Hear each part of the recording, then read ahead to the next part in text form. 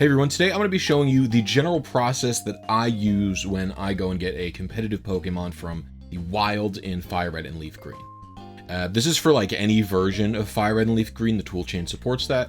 And I am going to be using some glitches. I know like not everyone's into using them, but I will be using some just because I think it enhances the process a little bit. If you think text guides are going to be more of your thing, please check out retailrng.com. The Fire Red and Leaf Green section is very well filled out, and it covers wild Pokemon. This guide is just for a quick shiny, and it covers everything in different steps on how to do it, like how to set up your timer, what the first attempt is like, initial calibration, etc.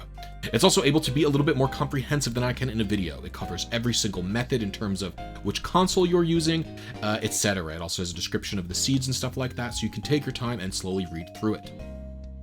We also have one for getting a perfect IV Pokemon. This is just for statics, but we should have one for wild Pokemon soon enough. It also covers things that I don't have on my channel yet, like fishing and Safari Zone. So please consider reading this website. All right, back to the video. So the first thing I need to do is check my version of Fire Red. And then the way that you can do that in English anyway, is there's actually a typo. So if I go to Squirtle here, and it says the tiny turtle Pokemon, that means it's Fire Red 1.1. And if it was Fire Red 1.0, it would say the tiny Pokemon. Pidgey is actually the exact same way. Pidgey would say the tiny bird Pokemon versus the tiny Pokemon. So, the first thing I'm going to do is check that. So, I'm on 1.1. I have a couple of copies of Fire Red, so I never remember which revision that I'm on. Okay. And then, out of game, I'm going to need to have a few things open on my computer. And as you can see, here, I've got a hand cam. The only thing plugged in is the charger, since the battery doesn't last very long. A lot of people think that like the videos that I do, they're for emulator only or something like that. No, I just have a DS capture card.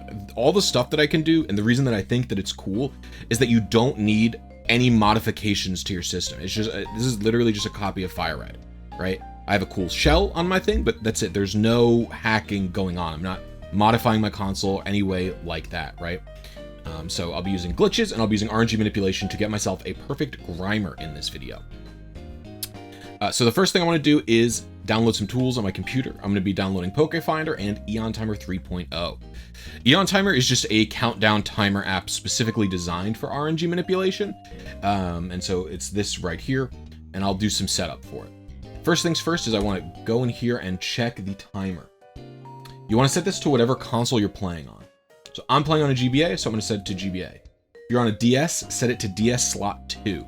There's some alternatives, like if you're on OpenAGB Firm on a 3DS, also set it to NDS slot 2. If you're on a Game Boy player or an emulator, set it to GBA. There you go. Okay, that's that. For now, we're going to move on to PokeFinder. So in PokeFinder, we're going to click the Gen 3 Wild tab. You can see I've already done some searching here because I wanted to try the perfect Grimer. But basically the gist of it is you type in the method and then all of the encounter settings, like what encounter type it is, what location it's at, what Pokemon it is, what IVs you want, and if you want it shiny or not. You notice I said I'm going for a perfect shiny Grimer, but I didn't put shiny in. And so there's two things going on here. One, the wild method. A lot of people don't know what they are or how you get one or whatever like that. For the most part in Fire Red, you're gonna get Wild 1.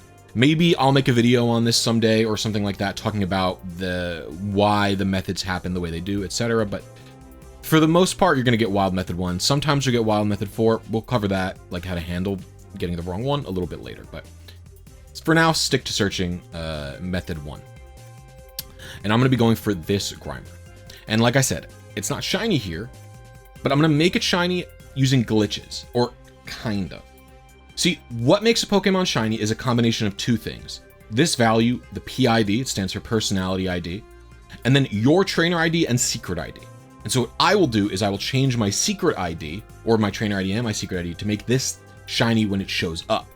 Because I'm already controlling this, but, you know, you can manipulate your Trainer ID in Fire Red and Leaf Green. It's just really, really tedious and difficult, and it's still like not like a well mapped out process. You have to have a good understanding of how the thing works already and like do a bunch of trial and error stuff. So yeah.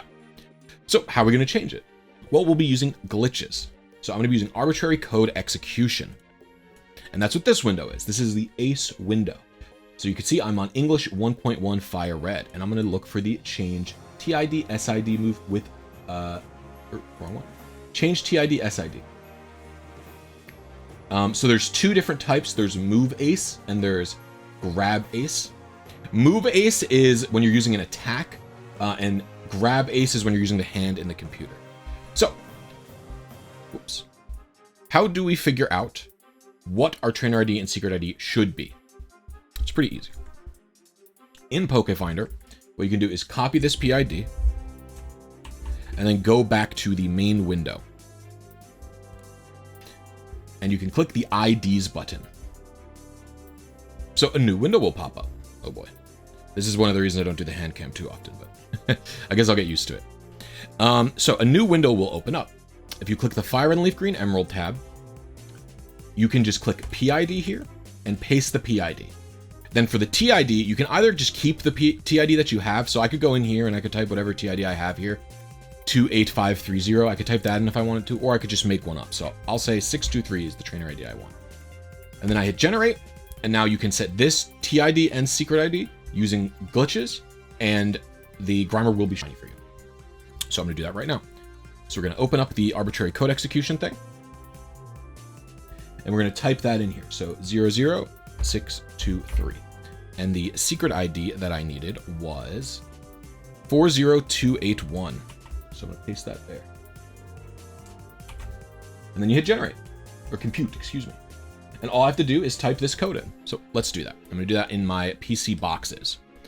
Now, if you're wondering, Blisy, I don't have Ace set up. I don't know about arbitrary code execution. This is all confusing to me. Don't worry about it. This is not a required part of the process. This is just something that I do to get shinies. You don't have to do it, if you don't want to. But if you want to learn to set it up, my friend Papa Hefe has several great videos on how to do that. And so all I have to do here is type in these box names as they are.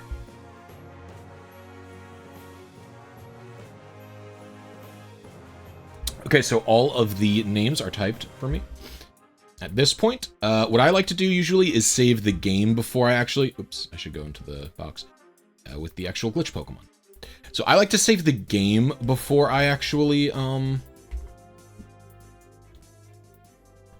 execute the code, because most likely I've made a typo somewhere, or if I have made a typo, I only have to change a few box names rather than all of them or something like that, right? So we're time to do the Move Ace. I actually forget which one it is. Is it moving? So this is a glitch Pokemon. It like takes the sprite of another nearby creature. Sometimes it's the Umbreon. I don't really know how it ends up being what it is, but I think you're supposed to pick the non-glitch Pokemon up and swap it with the glitch Pokemon. Let me see. I'm not sure. It's one or the other. So let's see. Check my trainer ID. And you can see my trainer ID is 623, just because I typed in some box names and I had a glitch Pokemon with me. Like I said, if you want to learn how to do that, you can follow my friend Papa Hefe's video tutorials. I'll link them in the description or have like a card pop up or something like that. Now, also, when doing this, it can be helpful to have some rare candies. So I have the mail glitch set up. And so what you can do is give a Pokemon some mail. So I'm going to give retro mail to this Magikarp. Don't worry about that. Oh no, it's the other way around, excuse me. I got to give this Magikarp a rare candy. And then every time I give him a retro mail from now on, right, I can do this. Magikarp is holding a rare candy. Would you like to switch it? Yes. Oh. Do not worry about this. We will leave that alone. So you can see it's still holding a rare candy. I say give. I say okay. What's going on here? You can see my rare candy count's actually going up. I used to have 5. So basically, the game like doesn't understand that this Magikarp has mail. And so I'm able to just clone rare candies here by giving it mail. So I give it mail. It already has mail, kind of. And the rare candy stays on it forever until I take it off. And so I can clone a couple rare candies that way. And these are just handy to level up the Pokemon a little bit and like tell, okay, where am I or what am I doing, etc. Stuff like that. Like what Pokemon did I land on, etc. So we're actually gonna make a free space in our party now. I'm going to put Magikarp in the PC. And I need to make sure I have a Sweet Scent Pokemon with me. Do you have Sweet Scent? No. Oh, and do I have Master Balls? I should. Hopefully I have Master Ball. I'm a big Master Ball fan. If I can glitch and clone Master Balls like I did with those rare candies, I will do it in every game because I don't care about matching Pokeballs like a lot of people do. All right, so we're in the Pokemon Mansion. I'm just going to save the game. So we have our target, which was from PokeFinder, right? And how do we figure out like how to do this in Fire Red? Because Fire Red is different than Emerald. You're not going to be hitting the same initial seed every time. There's not a glitch where that happens, right? So we have to actually control it. And so what we do is we're going to copy the seed column here from PokeFinder. And hopefully this should be eventually searchable in the online tools that I'm about to show you. But right now, wild Pokemon, there's no searcher for them. So we're going to go into here and we're going to paste that seed into the seed box in the 10 lines website. Again, I'll link all this stuff in the description. We're going to select our game, which is Fire Red English. And we're going to select our console, which is GBA. And I'm going to hit submit. You can see there's going to be a bunch of options here. And in fact, I should shrink this a little bit. You can see the open in calibration button. That's kind of important for you to be able to see. So I would say if you're new to this, for most people, avoid blackout A and L. I'm gonna have a video talking about how to do those, eventually. But they're a little bit more complicated, basically, is what I would say.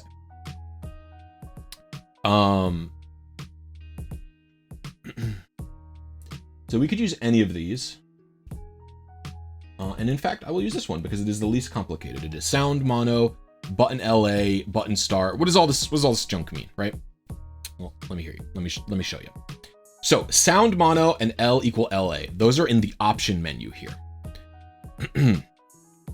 So you're going to set the sound to whatever it says here. So I'm setting it to mono and L to L equal LA. There's LR and help. So we're going to do LA. Nothing else in here matters. Once you do that, save your game. Now at this point, we're going to set up Eon Timer. So what we want to do is take the milliseconds for the seed time and put that into Eon Timer. So I'm going to copy that and let's go back to our Eon Timer page.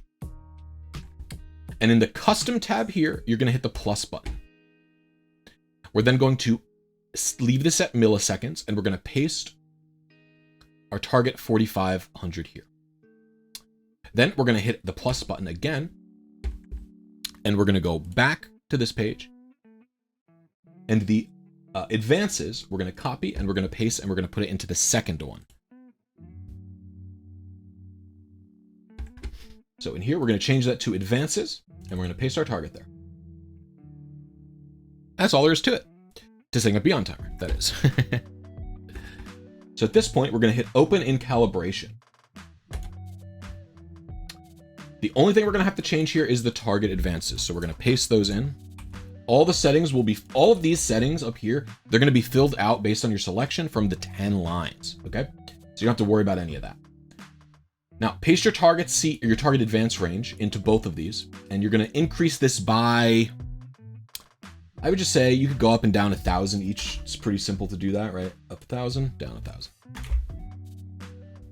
Then we're going to set static to wild 1. We're going to leave it as grass. And trainer ID, secret ID, you could put that in here if you want. I'm not going to do that. You don't really need to do it. We'll know if we get the shiny, to say the least. And so at this point, all we're going to be doing is catching Pokemon. So we're pretty much ready to go. Game is saved. Everything's ready to go. And what I'll do is walk through how I get the initial seed, or how I hit the initial seed, because the way I've got the timer set up and everything, it's not super obvious, right? So we're going to turn the GBA off. And what we're going to do is at the same time as we flick the power switch on our GBA, we're going to hit start on Eon Timer.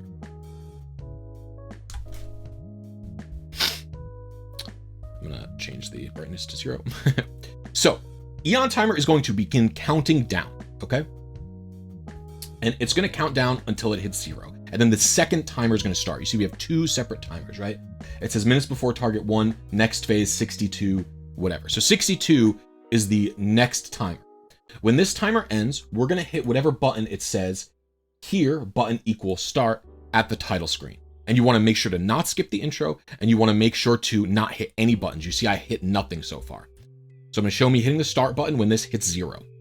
And you're going to hold the button as well. So I'm hitting and holding the button. Now here I let go, and I'm going to continue into the overworld. I'm going to hit B on this, and then I'm going to hit start, and I'm going to go to my Pokemon, and I'm going to hover the sweet scent option. So I'm going to hover sweet scent here. And when this timer hits 0, I'm going to hit A to sweet scent. Hopefully this entire thing made a bit of sense. I might even resize the window so you could see the whole GBA next time, so I don't have to move it. So let's do that.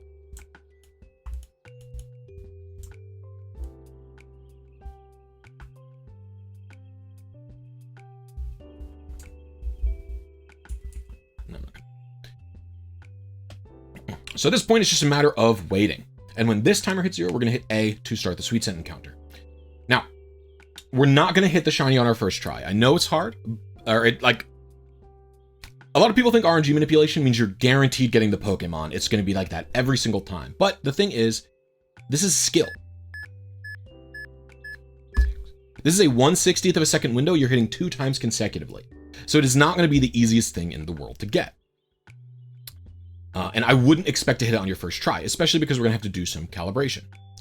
And this is one of the reasons I suggest having Master Balls, because since we're going to be catching several Pokemon who are not what we intend to keep, just have a Master Ball on hand. Because even if you only have one Master Ball, you're using no glitches, right? You can use the Master Ball for your calibration purposes. You'll be like, oh, I just catch this, and then we're going to reset the game anyway, so who cares, right?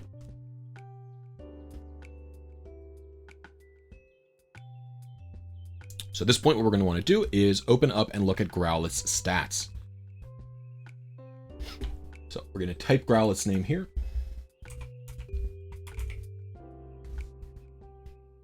And then we're going to type its nature. And then we're going to type all of its stats. So Growlithe is level 32, as you can see here. Oh. So we're going to type the level in.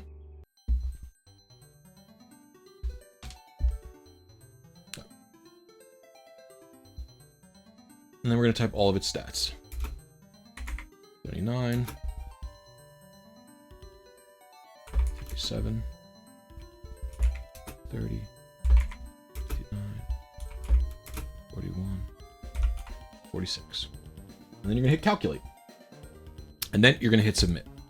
Now, this can take a little while, so don't be concerned if it doesn't show up as fast as it did for me here in this video.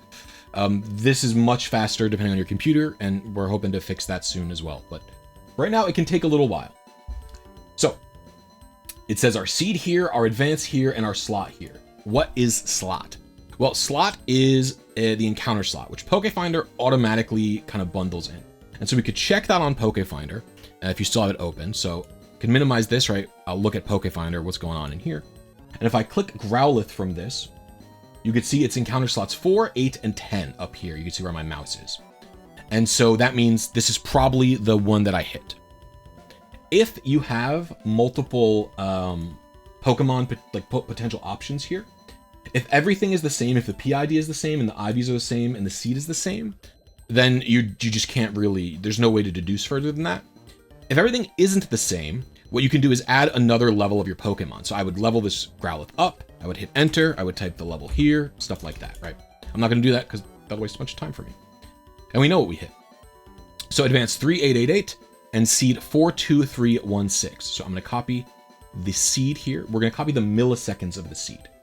The seed that we hit, this is the number of the seed. This is what our actual, behind the scenes number is, the seed.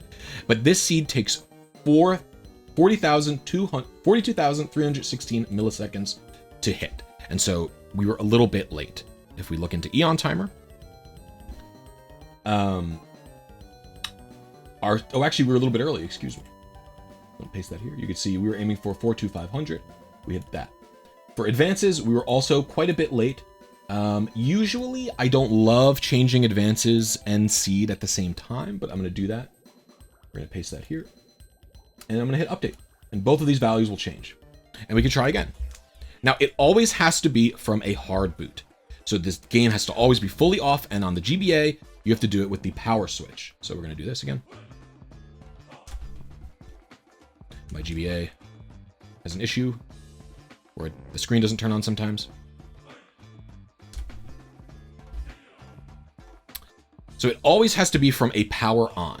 And if you're on the DS, for example, you can probably see in my other videos, like the one where I made about the starter, or the one where I made about the legendary Pokemon.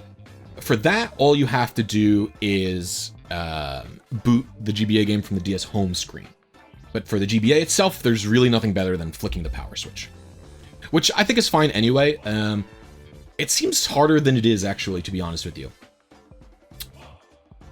I thought this would be a lot harder to consistently hit Eon Timer and turn the GBA on, and it's not at all.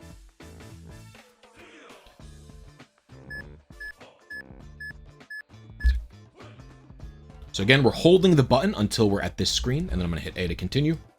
And then we're just going to hover and wait for the second timer to count down over Sweet Scent.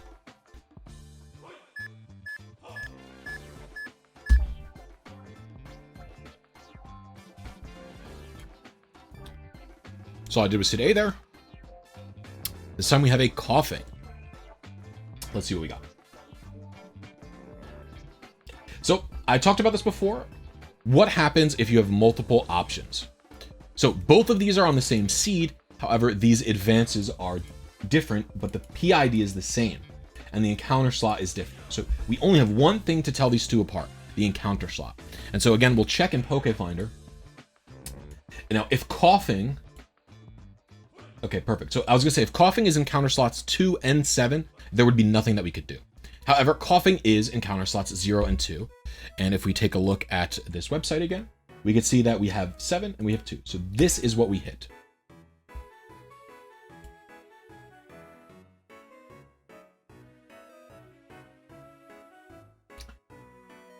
So we were still quite a bit late on our seed.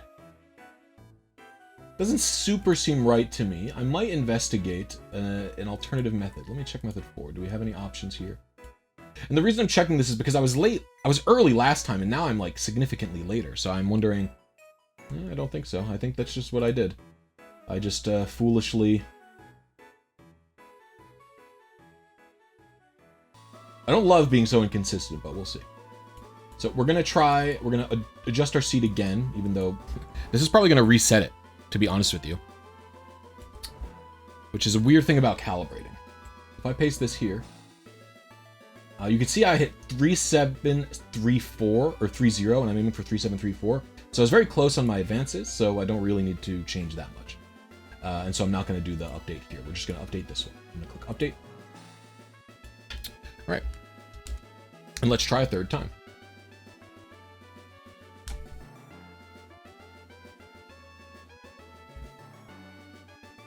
And again, when we wait for the intro, there's going to be no buttons pressed at all. Show the start button.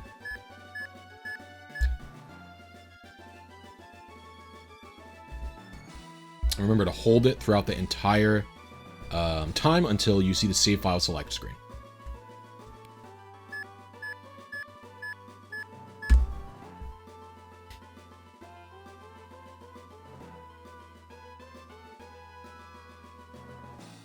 Another Growlithe. So I'm going to pause, and once we have the stats and stuff, because you should be understanding the routine at this point. It's catch, calibrate, repeat. Catch, calibrate, repeat. That's the whole, process, right? Okay, so it looks like we hit this seed for sure, 3630, which is 42433. Now that's actually pretty good news, because if you look at this, it's I'm aiming for 42500. 42433 is like 99 milliseconds away, basically. It is very, very close. 1000 milliseconds is 1 second. So being, 90 or 60 milliseconds off or whatever, 63, 69 milliseconds off, whatever, that is extremely close. That's like 3 frames, basically. So we are already very close. We're finally dialing in a little bit on our seed. I might still put this into adjust. And as for what advance we hit, Well, we're looking at a Growlithe, and all three of these are the same, because wild Pokemon have this like repeater pattern, right? Where you'll get duplicate patterns. And so if it's encounter slot 0, we hit either one of these. However, I'm thinking this is the one we hit. And the reason I'm thinking that is because if you look, again, we're aiming for 3-7, 3-4. I hit 3-7-3-5 here. So let's take a look. What encounter slot is Growlithe? 4-8-10. So that is the one that I hit, as I expected. So I'm not going to adjust the advances still. I will adjust the seed. It's a little bit, you know, should I adjust it? Should I not? I'm going to do it. So let's try again. Again, just the old rinse and repeat angle.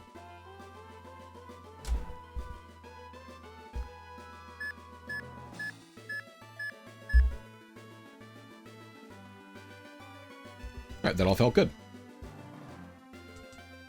It's like, what do you mean by it felt good? Well, you know, it's all about timing when you're doing RNG manipulation like that, right? Like I said, it's 2 frame perfect inputs. It's not super easy in Fire Red specifically. And,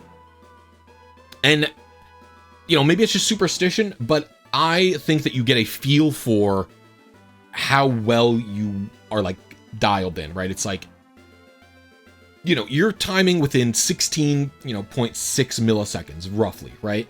And humans are not able to, even with a timer like this, you're not going to be 100% consistent all of the time. And I try my best to be good at it, but, you know, after doing this for so many years, however long I've been doing this, I get a feel for like, oh, I think I hit everything with decent timing that time. So I don't know. Call it superstition. Call it gut instinct. Call it a veteran RNGer's feeling, but it felt good that time for my seed. I had Eradicate, never seen you before, so let's investigate. And that's what I'm talking about. Everything was really close. So we just have to figure out, again, there's 4 options. These all could be the same Pokemon. We just have to figure out which encounter slot Eradicate is. It's 1, 1, 6, or 7. Let's take a look. Eradicate is 1 and 3.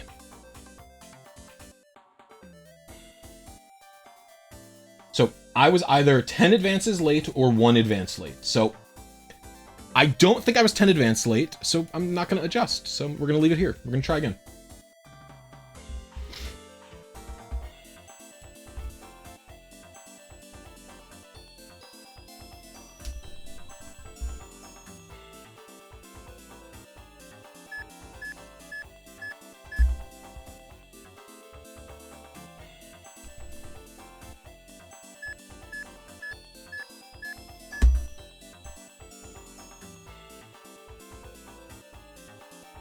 Everything felt pretty good on this run, too.